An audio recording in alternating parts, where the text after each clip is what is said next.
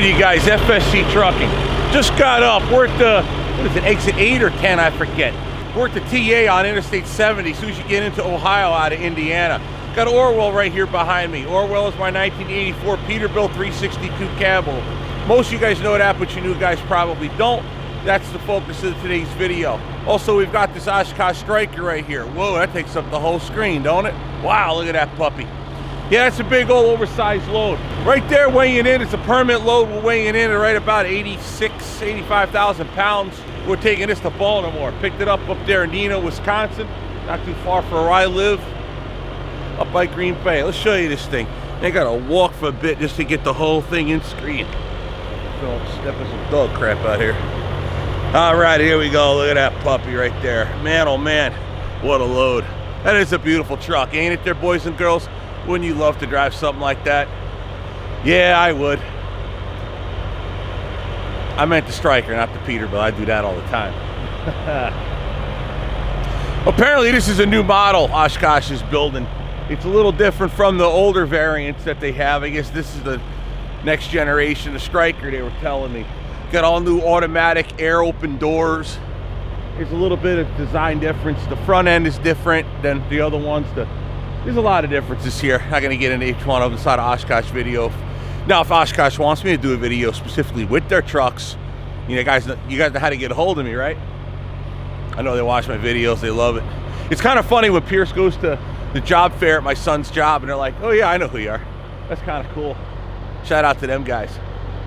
So with that, we're taking this to Baltimore. This is a demo truck. It says it right on there, Euro demo. So I guess what they're doing is they're going to take this out to Europe and show it off and try to sell more of them, which means more freight for us. That's awesome. All right, that's enough about the Oshkosh. Well, in fact, it's a big old heavy wide load. Not really all that wide, but wide enough. Now for the supposed star of the show, Orwell, big old Peterbilt Cabover, 3406B Caterpillar you hear running and warming up right there. They got down about maybe 37, 38 degrees this morning. I can't believe it's still that cold, but summer will break here soon enough. Spring will break here soon enough, I guess. Just waiting patiently. Alrighty, with that, I'm gonna go get my orange juice, go get a little something to eat, fire up the lights, get them blinking and strobing and all that fun crap, and we'll be on our way. Next stop, Baltimore.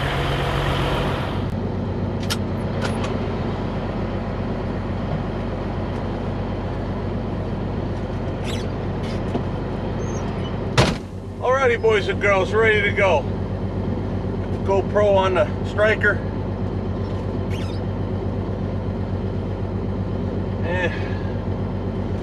Hoodie on.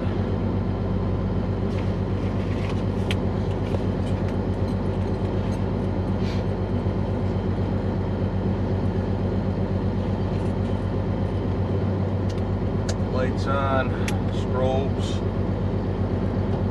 Awesome.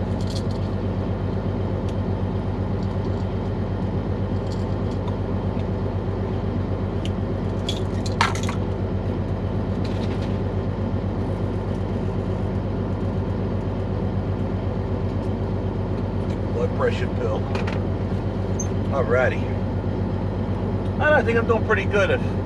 All I'm taking is a low-grade blood pressure pill by the time I'm my age.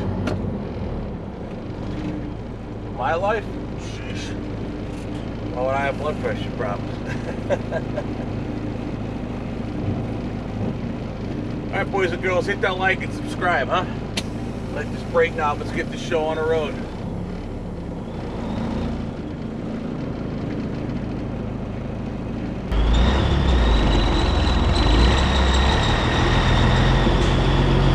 I had to kind of create a spot yesterday. I should have taken pictures. I didn't think of it yesterday. But there was a really cool Freightliner FLC. That's that more square hood. The Classic before there was a Classic XL.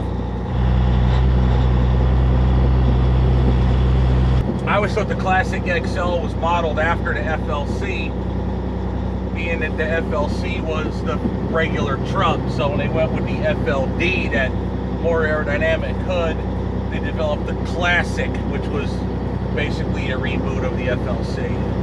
But that was parked next to me, the old FLC. I don't know why I like those trucks. I get it. I'm not a big fan of Freightliner, but I don't know. The first one I had wasn't bad. The second one I had the typical Freightliner crack dash. As far as I know, Freightliners and second gen Dodge Ram trucks are both notorious for the same problem, cracking dashes. My 379 Pete didn't have that.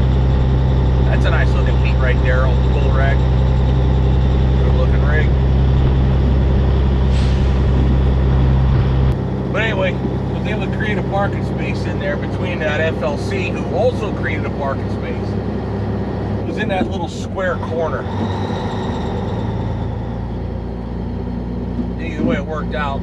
Everybody was able to get out before I had gotten moving, so that's good.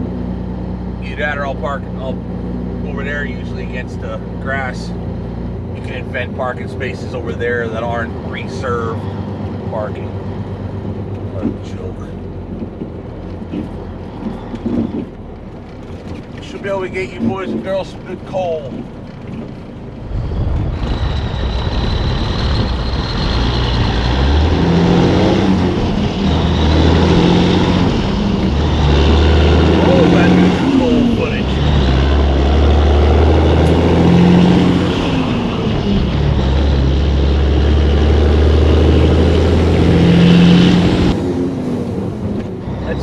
Shut the engine off, there won't be no more of that.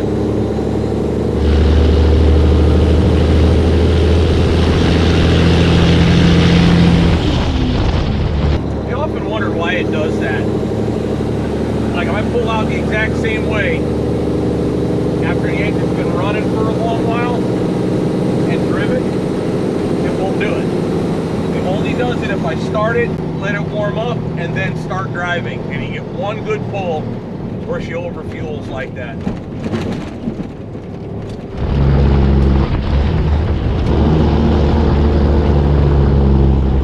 Granted, it's not all the way up to operating temperature, but it's close. I don't know how long I let it idle for, probably about 20 minutes.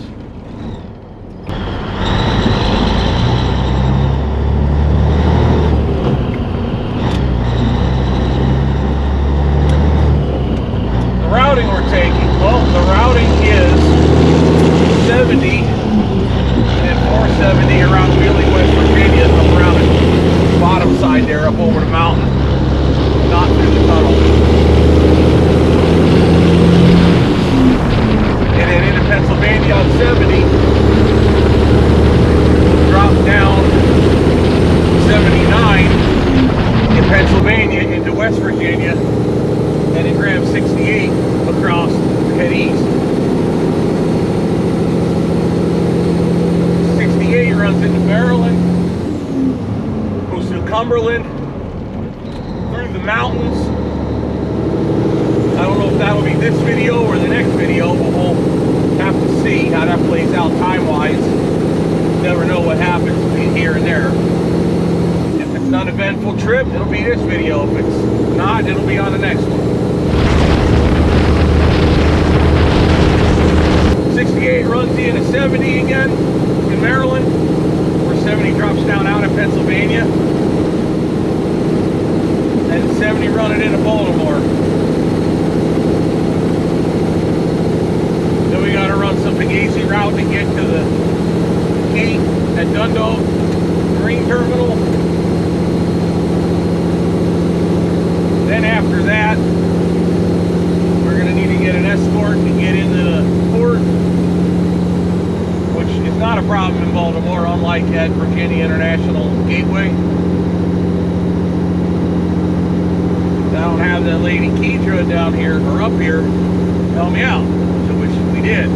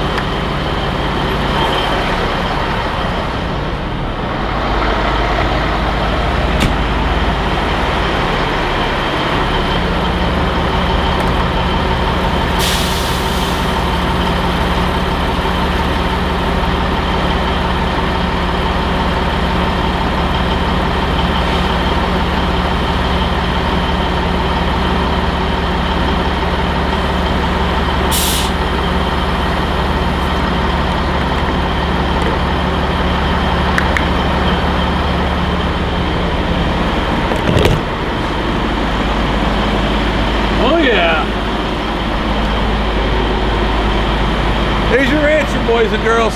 $760 it cost me just to get here. And we still got Pennsylvania, West Virginia, and Maryland to go. $760 just to get from Oshkosh, Wisconsin to here. Sheesh. Don't worry. If you guys use airports or fly airplanes, I'm not paying for it. You are, because the airports buy those trucks and they pass that cost to you.